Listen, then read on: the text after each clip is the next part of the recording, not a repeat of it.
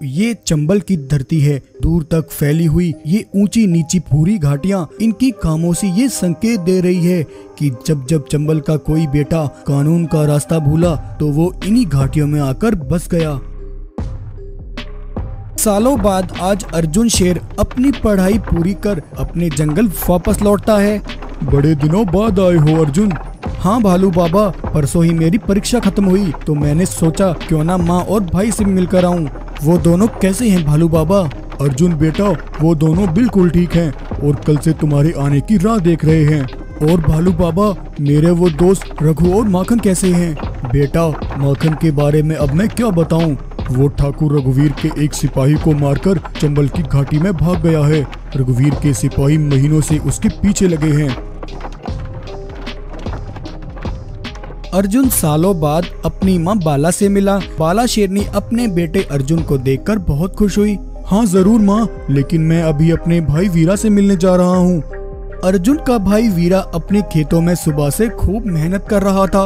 इतने में अर्जुन वहाँ पहुँचता है। वीरा अर्जुन को देखकर बहुत खुश होता है। अर्जुन, पढ़ाई लिखाई तो ठीक है, लेकिन उसके बाद तुमने क्या सोचा है?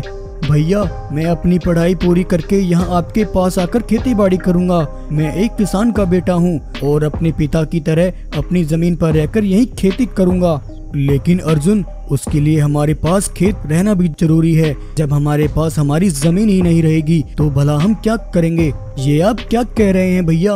हाँ अर्जुन, ठाकुर रघुवीर धीरे धीरे जबरन हम गरीब किसानों की जमीनें हमसे छीन रहा है। उसके जुल्म और अत्याचार हर रोज बढ़ते जा रहे हैं। उधर एक गरीब भालू ठाकुर रघुवीर के पास पहुंचता है। ठाकुर साहब, मेरी मदद करो। मुझे अपने बेटे को पढ़ने के लिए शहर भेजना है, जिसके लिए मुझे कुछ पैसों की जरूरत है। अगर आप कुछ मदद कर दें तो मैं अपनी अगली फसल पर आपका सारा पैसा लौटा दूंगा।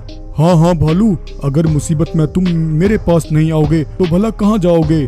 लेकिन जरा ये बताओ, तुम्हारे पास कितनी जमीन है? 5 बीघा। मालिक, मेरे पास 5 बीघा जमीन है। चीता, इस भालू से इसकी 5 बीघा जमीन के कागज पर दस्तखत करवा लो और इसे जितना पैसा चाहिए उतना दे दो। भालू, जब तुम मेरा कर्जा उतार दोगे तब तुम्हारी जमीन तुम्हें वापस मिल जाएगी।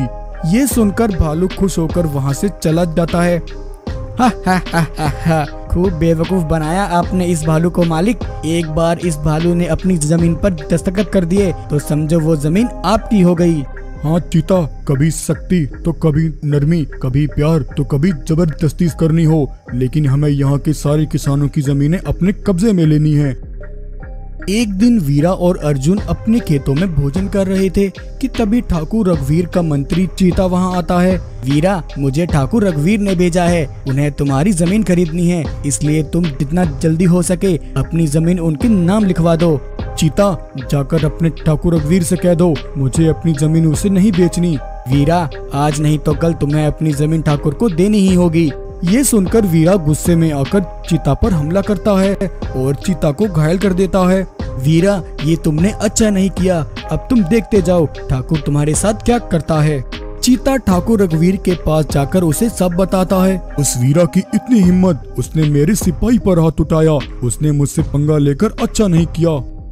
उधर एक दिन वही भालू जिसने अपनी जमीन रघुवीर के पास 1 महीने के लिए गिरवी रखी थी, वो अपनी शिकायत लेकर अर्जुन के पास आता है और अर्जुन को सब बताता है। तब अर्जुन और वीरा सभी जंगल के जानवरों को इकट्ठा करते हैं।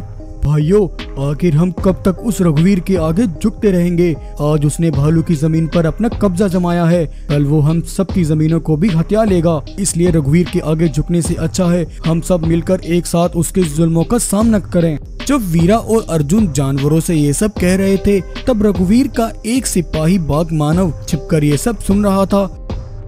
उसने ये सुनकर रघुवीर बाघ के पास जाकर उसे सब बताया। अच्छा, ये बात है, तो वो दोनों भाई मिलकर जानवरों को हमारे खिलाफ भड़का रहे हैं। मैं इन दोनों का वो हासिल करूंगा कि इनकी 7 पुश्तें भी इन्हें याद रखेंगी। सिपाहियों, तैयार हो जाओ। और ऐसा कहकर रघुवीर ने अगले ही दिन अपने सिपाहियों के साथ जंगल पर हमला कर दिया। जंगल का जो भी जानवर रघुवीर के सामने आकर खड़ा हुआ, उसके सिपाहियों ने उसे खून में नहला डाला। वीरा और अर्जुन ने अपनी बहादुरी दिखाते हुए उसके सिपाहियों का सामना किया, लेकिन रघुवीर के सिपाही तादाद में ज्यादा थे। जालिम रघुवीर ने वीरा और अर्जुन दोनों भाइयों को पेड़ पर लटका दिया और एक सिपाही ने अर्जुन की मां बाला शेरनी पर हमला करके उसे बेहोश कर दिया।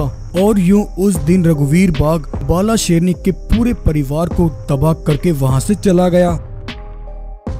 वीरा पूरी तरह जख्मी था। ज्यादा खून बहने से वीरा ने वहीं अपना दम तोड़ दिया। उधर वीरा की मां बाला शेरनी को जब होश आया, तब अपने बेटे की लाश देखकर उसका दिमागी संतुलन अचानक से बिगड़ गया और वो इस सदमे से पागल हो गई। ये देख अर्जुन जख्मी हालत में गुस्से से वहां से भागा और भागता हुआ रघुवीर के ठिकाने पर पहुंचा और वहां आकर दरवाजे पर खड़े उसके सिपाहियों को ढेर कर दिया और अंदर पहुंच गया।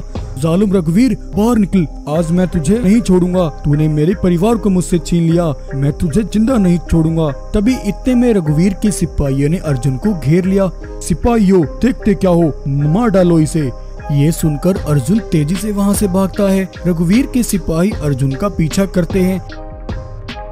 अर्जुन रघुवीर के सिपाहियों से बचकर भागते हुए चंबल की उन्हीं पहाड़ियों में पहुंच जाता है, जहां उसे उसका सबसे पुराना दोस्त माखन शेर मिलता है, जो बरसों पहले एक डकैत बन गया था।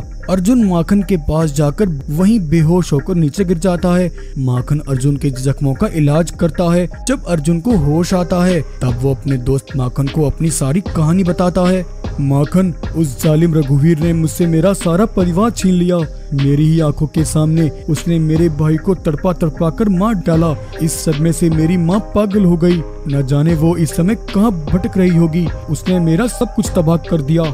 अर्जुन, आज तुम जिस दर्द से गुजर रहे हो, सालों पहले मेरे साथ भी वही हुआ था, लेकिन ये समय अफसोस का नहीं बल्कि बदले का है। तुम्हें रघुवीर से अपने परिवार का बदला लेना है और तुम्हारे इस बदले की लड़ाई में मैं भी तुम्हारा साथ दूंगा।